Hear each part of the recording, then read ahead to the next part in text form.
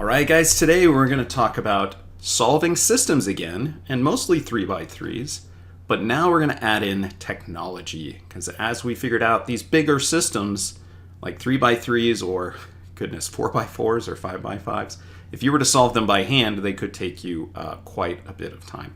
So of course we have ways to use technology to help us with that. I know I had mentioned Cramer's rule in the previous video. We're going to skip over that this year. It's not too important. So don't worry about that. But matrices with what's called reduced row echelon form, which is part of the Gauss-Jordan elimination method, is what most computers would use to solve these. And it is important in computer programming. I believe they call them arrays instead of matrices there, but an important idea. Anyway, so here's some steps. What we need to do with our bigger systems, like 3x3 systems. Set up all equations in standard form. So that's where all of our variables are on one side of the equation, right? Like, for instance, our setup here for equation 1 in example 1. Be sure to line up all variables. So if my x's and stuff aren't kind of lined up above each other and below each other, y and z, we want to line them up. Okay. If we're missing terms, we need to plug in like a 0x or 0y or 0z. Okay, for any missing terms. Then we need to create what's called an augmented matrix, which is a matrix that has just numbers. So just the coefficients in front of our numbers, keep the signs with them, whether they're positive or negative. So if they're subtraction, treat that as a negative, right? Don't put any variables in here. And so this 2x3 or 3x4 is referring to the number of rows. So rows go horizontal. So for example, here in number 1, this would be 1, 2, 3 different rows. And then we would need columns. And so columns would be where we're lining up our x's, our y's, our z's, and the values they're equal to. So we're going to end up needing 4 rows. So you'll always need one more column than rows, because we'll always have this equal to over here. Okay, that equal to part. Okay, and then we're going to use technology to solve. And I'm going to show you guys a website. If you happen to have a TI Inspire or a TI 84, I'll put some links in the video for you to learn how to use it with those. And since most of you probably don't have those devices at home, I will be showing you a website that will help us. Okay, so let's talk about first setting up our example in number 1. So we first want to make sure all x, y, and z are all on the same side, which they are, and all of our constants are on the opposite. So we're all set up here. Now it says be sure to line up all variables. So I do see my y's are lined up below my y's, z's below z's, and my single x, I guess, is lined up with itself. So that's good. Okay, next we want to go back through, and any variable we're missing, we're just going to write in 0x. So I have no x in either of these equations, so I'm going to put in a 0x. Anything where it's just y or z, I'm just going to write in the coefficient of 1, just to remember that there is a 1 there. So you can think of that as a positive 1y. Here I have 0 y's. Probably should have written this a little smaller. 0 y's and 1 z. Okay. So now what we're going to do is write the augmented matrix. And so matrices are things that we use these little brackets for. Okay, and we're going to have this have 3 rows and 4 columns. So what we're going to do first is create an x column. So we're going to write down all the coefficients of x in our 3 equations, which are 2, 0, and 0. Okay, so again, just the numbers here. Now we're going to create a column for y, and our coefficients for y are 1, positive 1, and 0. Okay, so all positive numbers so far. When we set up a column for z, we're going to have one with negative 1, positive 1, and positive 1. Okay, and then lastly, we're going to put one over here for our constants. So you can just call this c or whatever you'd like. And my constants here are 4, 2, and negative 3. And typically with an augmented matrix, we would separate it. We'd put a bar here, but you won't need to do that. Okay, so here's our matrix. I'll put the bar in anyway, but you don't necessarily need that there. And now we're going to go. Okay, so it's been brought to my attention that apparently part of the video had been edited out before, so I'm attempting to fix this here. So this was for number 1. This was our augmented matrix we came up with. So going to our website here, we're going to keep the current selection, Gauss-Jordan elimination, and we need to tell it what matrix dimensions. So it goes rows by columns.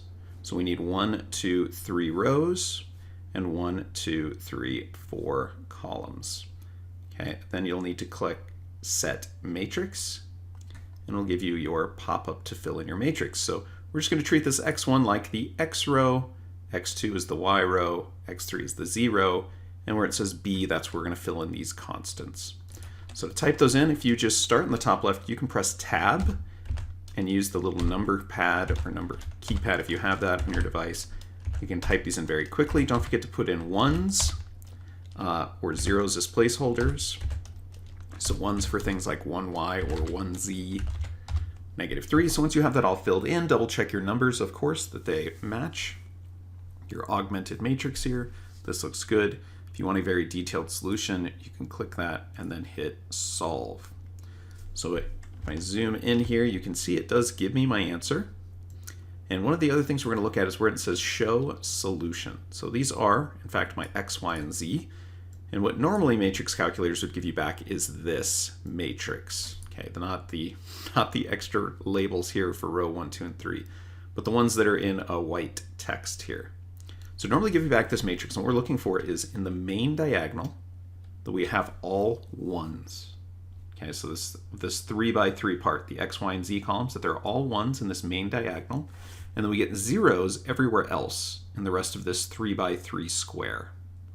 Okay, if that works out, that means we did get one exact solution. And in fact, remember that this is the x row, so interpreting our answer, this is telling me 1x equals -2, so x equals -2. 1y, this was our y column, equals 5, and 1z equals -3. Now, if you don't get all ones in your main diagonals and zeros in all of these other places in the 3 by 3 part here, that means we may have an inconsistent system. It might be a no solution or infinitely many solutions. We'll see that in some of the later problems here. Go to technology.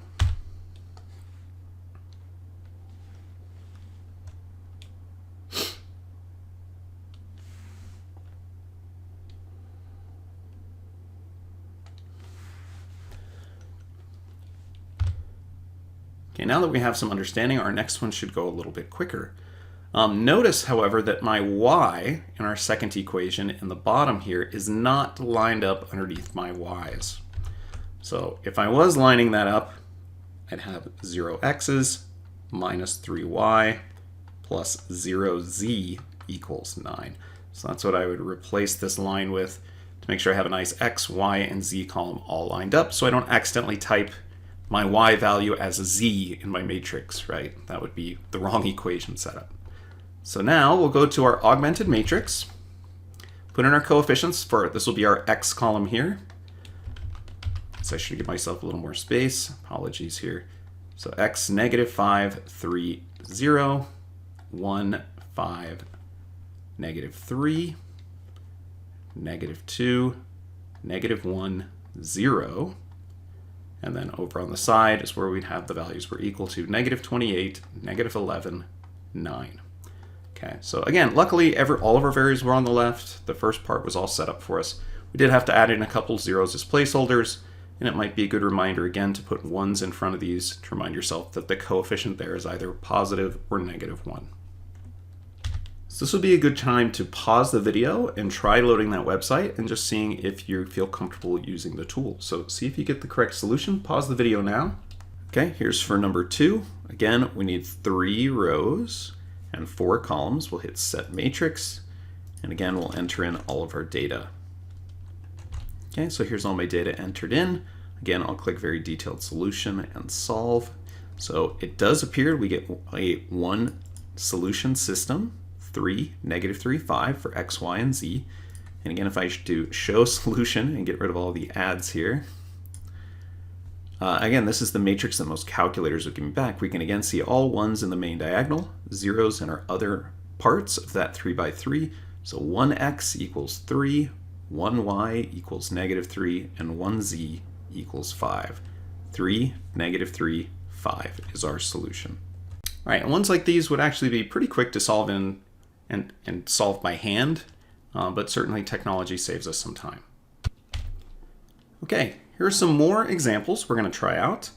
I know this is a lot to take in right away, but let's focus. We're just going to start with number 3. So it looks like I have all my x's, all my y's, and all my z's on the same side. We're not missing any terms, so we don't need to put in zeros.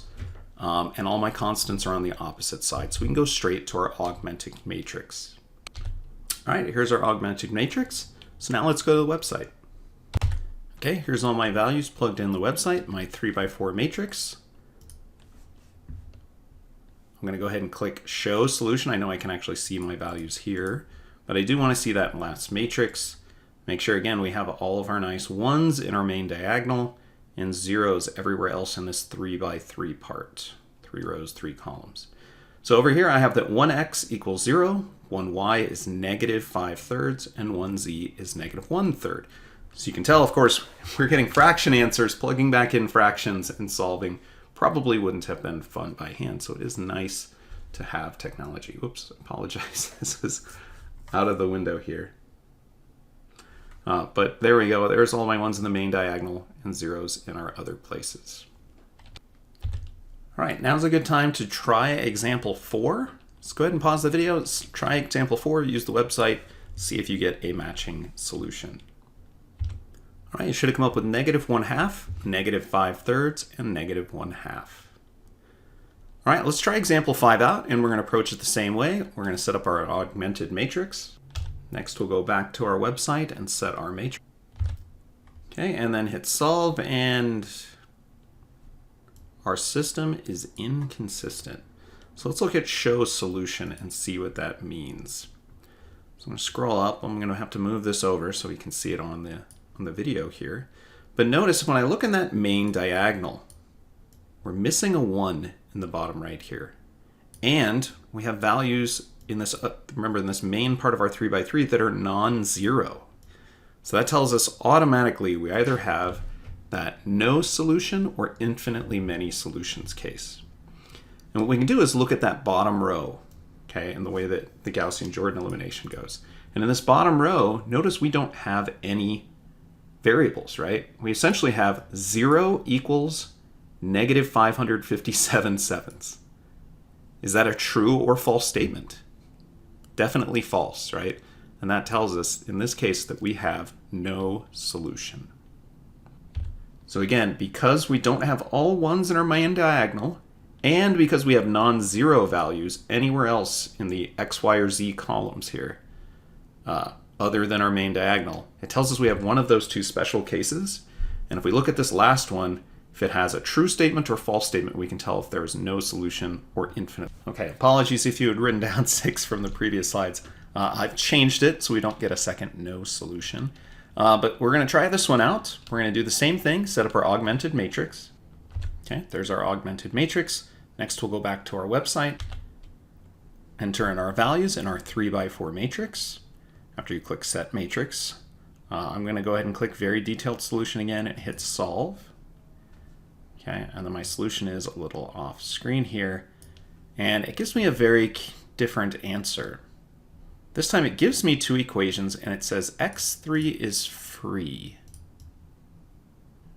which means it doesn't have a definition. It's actually giving me equations for the other 2. So let's look at this last solution here. We hit Show Solution. Look at this last matrix it gave us. So again, if I check in that main diagonal of this 3x3 part, the x, y, and z kind of rows and columns here, I'm missing that last 1. And I do have some non-zero values, right, in my other parts of that 3x3. And in this case, when I look at that last row, it's basically giving me back the equation 0 equals 0, which is true. And so in this case, there are infinitely many solutions. And what that will look like is it will usually give you back equations of the 2 planes, or in this case, the equations of lines where these other planes intersect, and that the third variable actually didn't matter. So basically, those planes intersect infinitely, right? And our third variable didn't matter. So we're just for now going to say it has infinitely many solutions. So we could tell from that 0 equals 0 case. So we will go over some word problems and setting up equations and then using technology to help us solve our equations from word problems in class. I think that's it. Enjoy the short video, and I'll see you in class.